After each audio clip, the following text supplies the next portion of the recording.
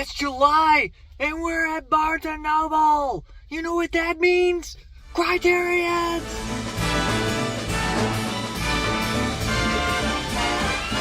It's the most wonderful time of the year,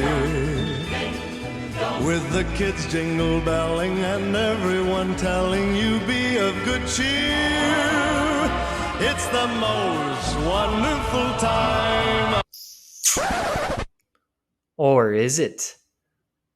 Tune into this episode of Physical Properties and hear of the anxiety I encountered during the early days of this Criterion sale. Check it out.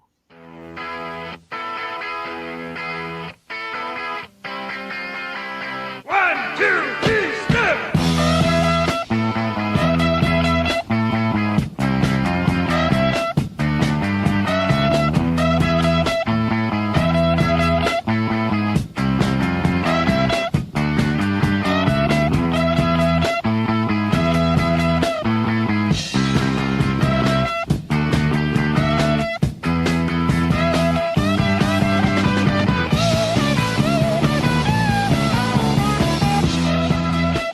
Hey folks, welcome into Physical Properties here on SuperCaZt. I'm Steve Z, the man who put the Z in SuperCaZt, but this is not the SuperCaZt. Like I said, it's Physical Properties, the show where we look at physical media.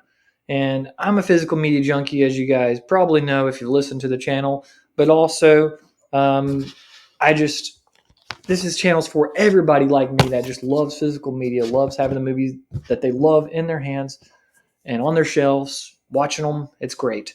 I can't even use words when it comes to how much I love physical media. But today I'm talking about something that everybody that's in the physical media realm that is just, they look around and they circle this month on the calendar. It's time for the Criterion sale. It's all July. It's wonderful because our pricey, wonderful Criterions have been halved in price at Barnes & Noble.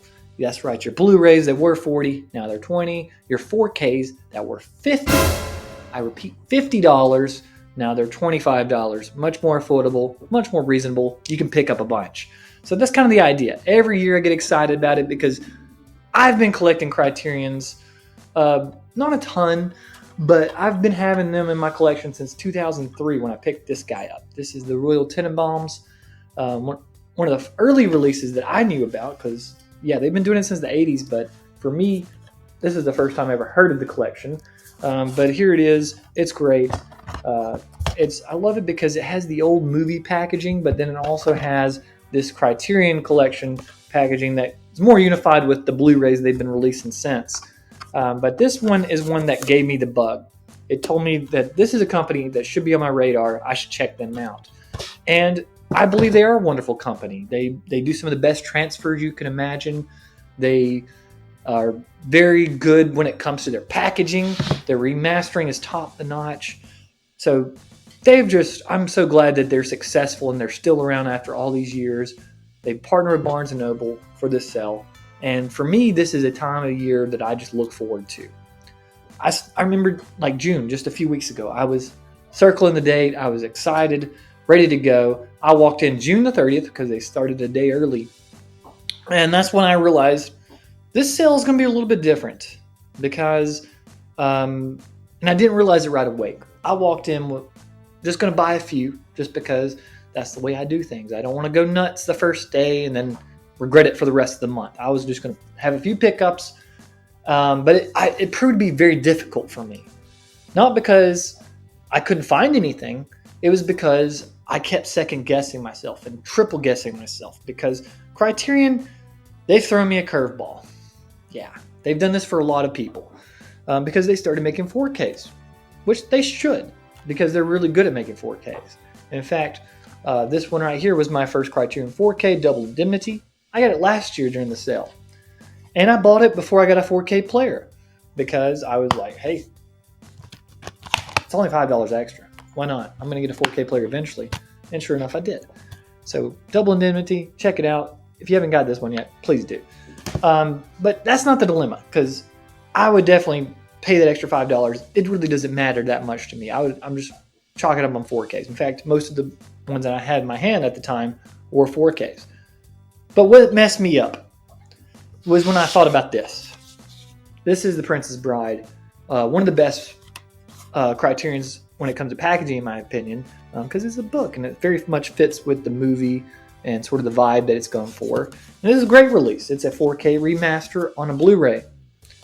And it looks great. Special features are top-notch. So that's not the issue. But the issue is that this is being released on 4K in a few months, and I've just had it for about a year. So I'm thinking about that while I'm walking around in this store as I'm collecting these in my hands. Because that's what I do when I buy things. I generally will walk around with it, see how it feels, and like, oh, this one looks nice. Yeah, I think I'll check that out. And I'll walk around for it to see if I still want that. And if it stays in my hands for long enough, it's probably coming home with me. So I'm doing that. But I keep swapping because I keep thinking about this. I keep thinking about, what if I buy this Blu-ray today and they in a few months, they announce it for 4K? I don't want that. Because then I'm like, well, I just basically wasted that money. I could have just saved it, waited a few months. And so that's what I'm doing. I'm sitting there, I'm pulling out, bringing up baby. I'm like, Howard Hawks, Cary Grant. This one might have a 4K coming its way very shortly because it's very popular. It's a very good movie. Why not? So I put it back. I did the same thing with the Samurai Trilogy. I'm like, they got to release this on 4K soon. This is amazing movies. It's one of the first Criterions I remember watching. So I put it back. And I kept doing that. And I left with just a few movies because I was so stressed out that day. But that is our issue. That is our issue, and everybody knows it. If you're a 4K collector, Criterion collector, whatever, you realize this is just part of the issue now, is that it's a possibility you're going to buy something, and in a few months, it's going to be announced for 4K. So what is my solution? My solution is to do just like I did with the double indemnity. Just buy 4Ks. Yeah, that's all I'm going to do. That was easy. And I highly recommend anybody else that's collecting on a budget to do the same. Because I think it's in your best interest, because they're selecting great movies to put on the 4K transfer. Plus, like I said, if you just have a Blu-ray player, if you don't even have 4K yet, for $5 extra, you can get this better disc that eventually you can watch. And I know that sounds silly, but it's better to have that stowed away for an eventual day, as opposed to the other alternative where you buy it on Blu-ray, you buy a 4K player running the road, and now you got to buy the 4K. Worst case scenario. So that's my advice. Just buy the 4Ks. They have some great ones. I'll show off mine at the end of the month because right now I just wanted to talk about this issue because it was really stressing me out. And these are definitely first world problems. This is very silly. But guys, thanks for joining me. Check out the other videos on the channel, and we'll see you next time on Physical Properties. See ya.